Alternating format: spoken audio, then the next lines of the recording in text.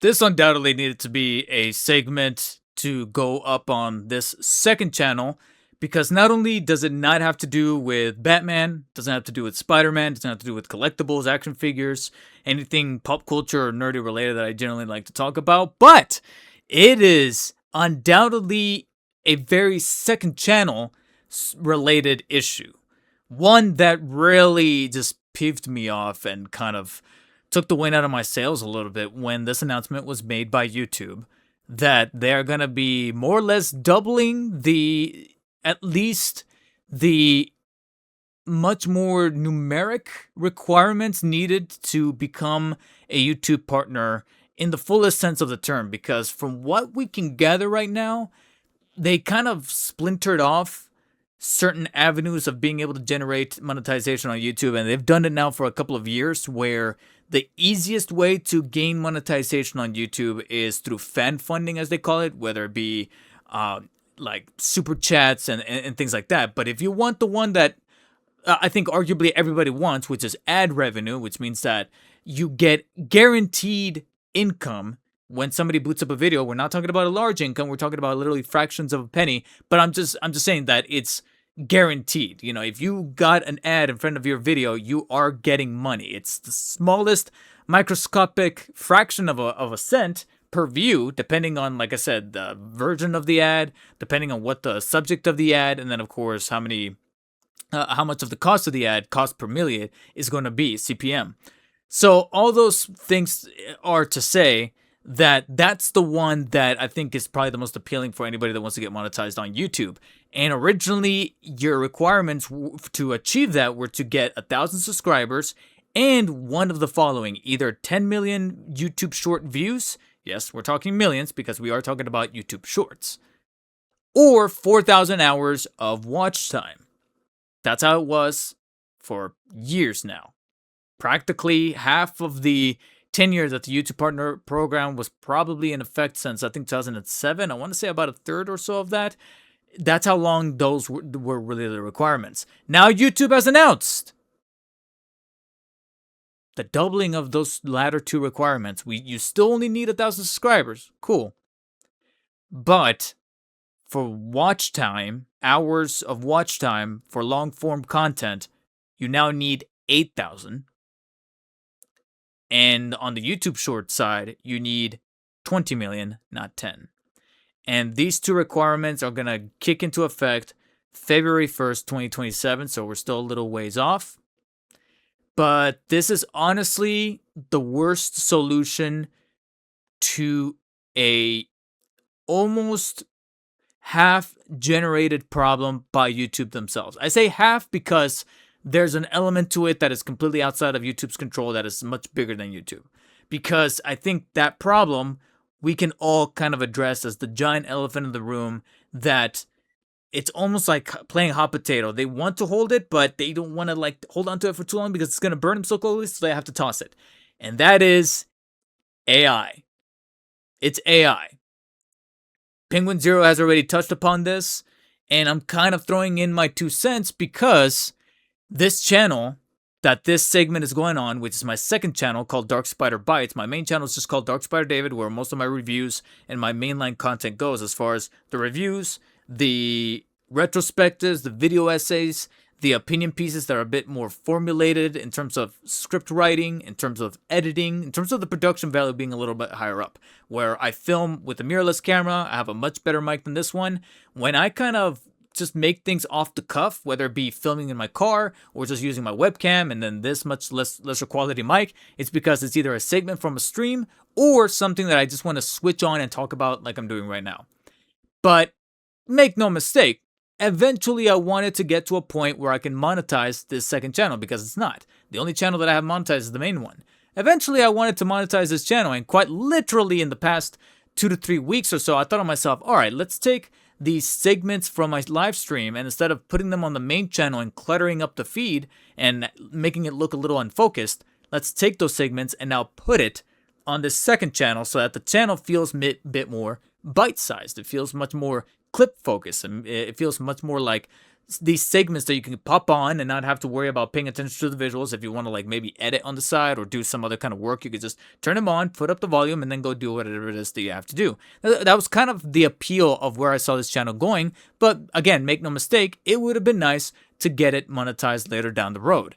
And after a little while, it's kind of keeping track of some of the requirements needed and seeing that gauge fill up and be like, okay, maybe this is kind of achievable. Now I'm not entirely sure.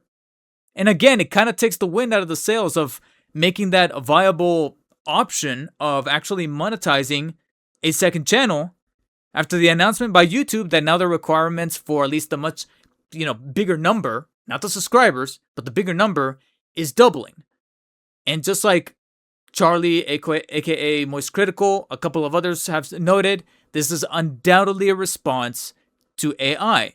Unfortunately, it's the worst response. It's the wrong response. Because I have two perfect analogies. One that's a bit more on the general side, and one that's very, very, very... It was the first situation that I thought of when this got announced. So the general analogy that I can come up with is that imagine if an organization that puts together marathons every year, like yearly marathons, creates a 3K. 3-kilometer challenge, a 3K marathon. And they get a really strong group of contestants year after year. And then somewhere down the line, they find out that an awful lot of their winners or second place holders or runner-ups were actually using steroids. And that's how they were able to win so frequently in such a short amount of time and go through that 3K marathon. Now imagine if that organization, instead of cracking down on the individual steroid users and trying to figure out a way to vet contestants from that are going to be running in the marathon, from taking a drug test, routinely, passing through these inspections to make sure that they're not using steroids or using any kind of supplements or illegal supplements prior to the date of the marathon event, they just said, okay, we're going to make it a 6K. Because those steroid users are going to need to take more steroids at a unhealthy level that they're not going to be able to achieve that 6K. So they had no choice but to just stop using those steroids. Just stop using those steroids. We're going to make it a 6K. So you guys are not going to be able to just win off of your steroid use right now. Okay, you might turn off those contestants from running the 6K, be like, all right, I'm out. I don't have enough steroids to buy to get me through a 6K. I only have enough supplement. I only have enough stock here for a 3K run. But now what about those contestants who were training in the most natural, organic way, the healthy way, the tried and true and traditional way of running and training for a 3K, and then at the last minute, you announce that you're doing a 6K now. Those people who were training this whole time are going to be like, I have to run twice? But, I got my cardio and my heart rate and my lung capacity for 3K. I didn't get to, you know how demoralizing that is for them? Now, to niche it down with my second analogy for us action figure collectors who are keeping up with the industry and things that have been happening over the course of the past few years, the very, very first scenario that I thought of was a company called InArt that was dabbling in 1/12 scale action figures, where they put out two rather amazing, really worthwhile picking up action figures that were done at the 1/12 scale market, which is generally 6 inches. They put out that Dark Knight Rises Christian Bale Batman that was appropriately scaled to 6 inches. They put out a Dark Knight Rises Anne Hathaway Catwoman, which scaled perfectly with that Christian Bale Batman at the 6 inches. They both fit right at home with each other on your shelf in terms of displays. But then their third figure that they put out got major criticisms because they completely goofed the scaling on that figure, since that it's still meant to be more on the scale down stage. Not supposed to be like a premium figure, but it's supposed to aim towards that same kind of room of scaling for those figures. But if you were to take a measuring stick or a ruler or what have you, it comes out to being about 6.5 inches, maybe 6.75, close to about 7 inches, and it's much broader in terms of physicality and scope that it doesn't scale well with the previous 2 figures that they released.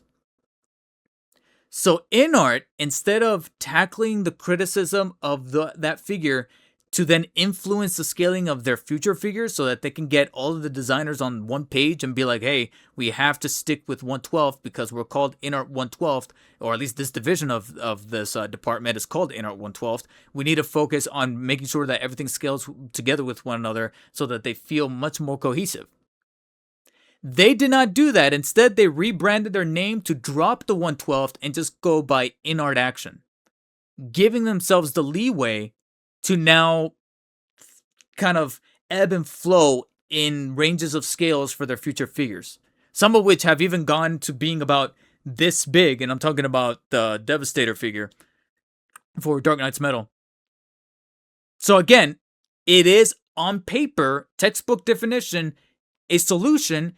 It's just not the expected and much more ethically approachable solution. It is technically on paper a solution, but it's not the one that pleases everyone and everyone was expecting.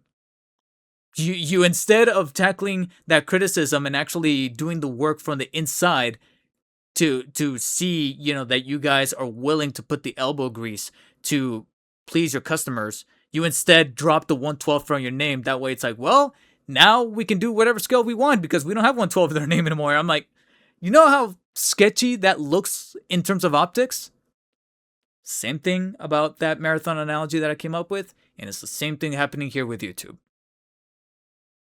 Is it still on a technical level possible for me to monetize this channel with the current requirements by the time that this new policy goes into effect by, I guess you could say, January 31st, 2027?